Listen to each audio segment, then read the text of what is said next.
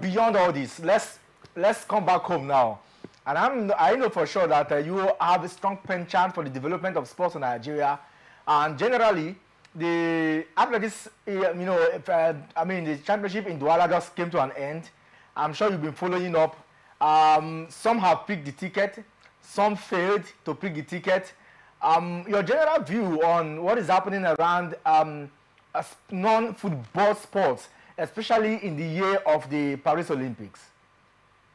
Yes, I heard your colleague in the studio there talk about the sham that was the Senior Athletics Championship in Douala.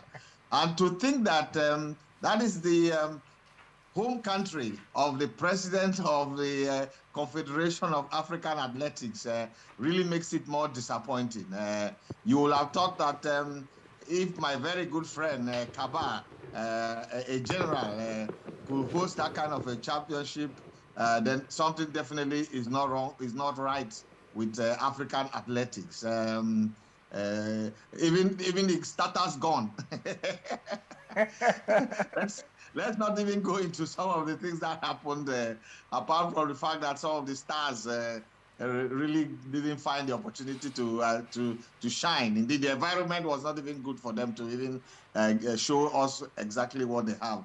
But Ghana will take it up in 2026. We hope the Ghanaians will also match the expectation. They hosted the Africa Games, and they believe that the facilities they have there can really match with the demands of athletics. But the Senior Athletics Championship, what did we have?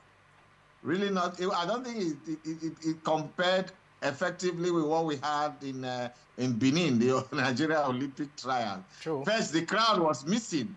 Of course, you know, Cameroonians they are passionate about football than anything else. They are gradually, even though they've had gold medals in the Olympics from the jumps, but these are athletes who were based outside the country. They made their mark, and so. But you expect more than what they gave. And Douala is a sporting city, no doubt, although more football than you can get in athletics. But let's see what Ghana will give. That's of yesterday, but they didn't really live up to expectation. That's the truth. And African athletics can do better than that. Just like we insist that our Africa Games should be the toast, should be a mini Olympics. But those who own those games don't want to expand the dimensions. They don't want to carry it to a level where it becomes an Olympic qualifier. There you can be sure the big stars, the stars who attract the eyeballs can be present. And in that direction, you can now start talking of very fitting sponsorship. You can even start talking about the crowd. You can imagine holding an athletics championship in Nairobi and you don't get the crowds. That is where athletics make, or Addis Ababa.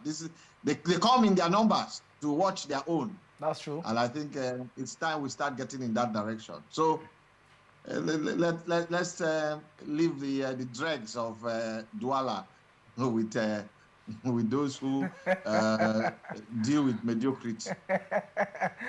Okay, good to know. But I'm just wondering why the athletics body, in Africa, will, for in Europe, what they do is center it into areas where they have the capacity to host. It doesn't matter where they are, whether they are the ones just hosting. If South Africa, if Kenya, like you mentioned, are good enough, continue to give them the bidding right to host until others, get to the level. But I don't know. I'm just thinking. There must be an incentive to host. You not just host for the sake of hosting.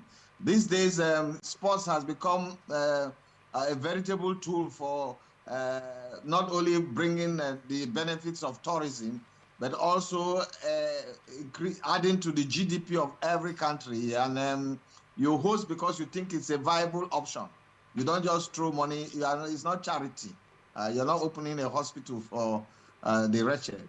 So if you want to host, you first see how the environment will give you the full benefits. You look at the benefit. If you are not even looking at the touristic dimension, you're looking at the developmental direction of how you can use the event to fast-track attention to the sports. That reminds me, because sports, if you remember, is a veritable enabler. And it's not just me saying this. I'm talking about far back in 2016, the United Nations, part of the Sustainable Development Goals. They said sports is that viable catalyst that can enable countries, match or meet the Sustainable Development Goals. And for me, that is the vision, how we can align sports to all areas of our endeavor, not only just as entertainment, but also as a development tool. And many people have not taken into consideration that dimension. When you look at Qatar, you look at Morocco, you ask yourself, even Saudi Arabia is getting into they have all re-engineered their vision, their national vision around sports, using sports to become that englobing element which propels their thinking of how their society should be framed up. Qatar has done a superb business of it. You remember the first time Qatar hosted a major event, 1995, when we were denied the opportunity to host the Under-20 World Cup, and they took to Qatar. Then they had only what looked like an airstrip. Today, if you go to Qatar, you're talking about a country that has used not only these God's given wealth effectively, but also has turned around sports, and they are using sports as the tool to sell Qatar.